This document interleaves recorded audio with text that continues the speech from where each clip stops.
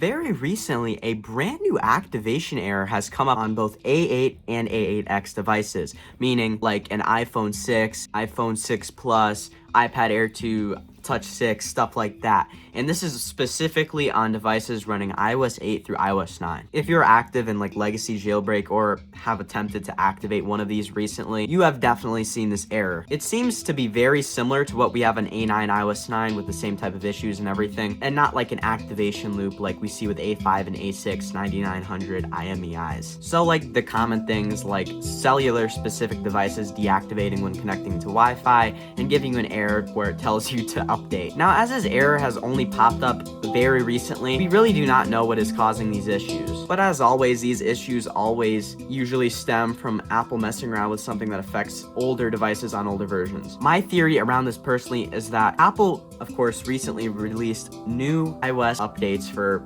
12 and 15, specifically for like A8, A8X, A7, stuff like that. And usually these updates mess with certificates to update things so it works again. Like for example, I believe in iOS 12.5.8 they extended the certificates so FaceTime and messages work for however many more years they said, and that there is a good chance that might have messed with activation, but either way I'm just kind of speculating, and that's kind of a theory.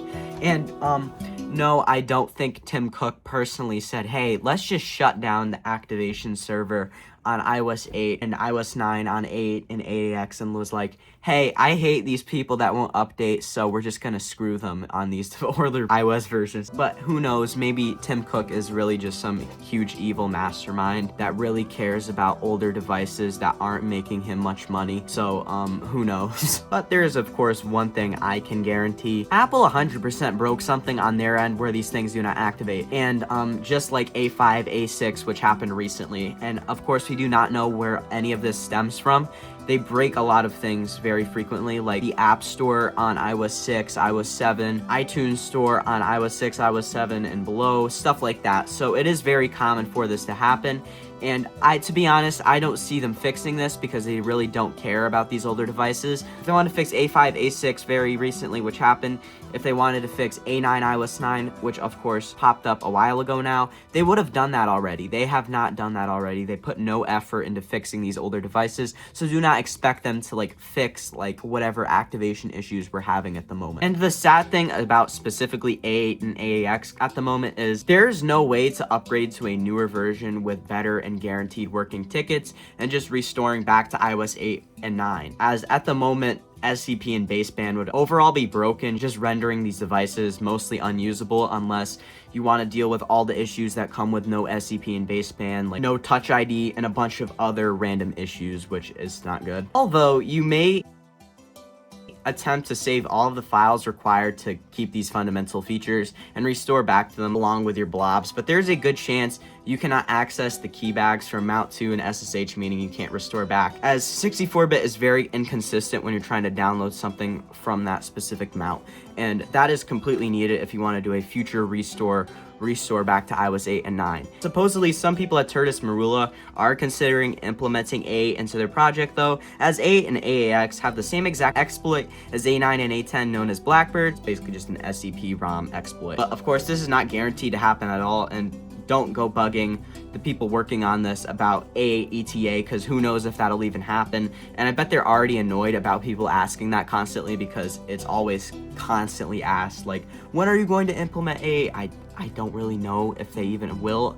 There's no ETA, so just don't bother. And in some other semi-related news about devices not activating, the cellular iPad 3rd gen is now having some very similar issues, specifically with 01 IMEI numbers. How this differs to the 9900 issue, it doesn't loop back after you attempt to activate, because as you know on like A5 and A6, it has the activation loop issue where it activates initially, but then it sends you back to the activation screen where you cannot activate. This just flat out doesn't activate at all, and you get the same exact error that you see on A8, 8X, A9, all of that. And now, if you have any of these devices what can you do? One thing I recommend is just disconnect from Wi-Fi for now, firstly, as this will just prevent the device from deactivating. If you have Mac or Linux, I recommend booting up Legacy iOS Kit and going to MISC Utilities and just saving the activation tickets. Now for A8, you must be jailbroken to proceed, but I assume if you want to keep it stock, you probably won't be connecting to Wi-Fi anyway, so you don't have to bother doing any of that, but just make sure you're not connected to Wi-Fi whatsoever, as there is a high chance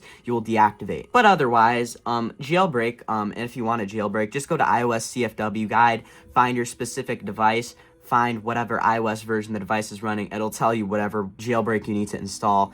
And once you're jailbroken, go and install OpenSSH and use that method to get tickets. Also, if you are on stock, do not bother putting it into PwnDFU, as it just doesn't work whatsoever without the file system being jailbroken. I found this out the other day while trying to save some tickets on an unjailbroken iOS 8.4.1 Air 2. Now for 32-bit A5X, aka the iPad 3, this is not a problem, and you can just save this tickets from stock iOS, although you will need an Arduino to put it into PwnDFU and do this. So unless you already have one of these, you can go use that. But otherwise, jailbreak, install OpenSSH, and save the tickets that way. And you'll be using these tickets in the future just in case your device deactivates and need to restitch the tickets and activate your device again. Now, that's all for me on this topic today. Sorry this video is overall kind of depressing, but I have to get this out there just for all of you that use these devices and are worried about this. So yeah, if you enjoyed this video and found it informative or helpful,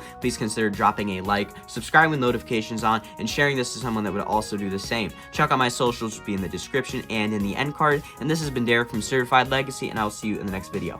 Bye bye.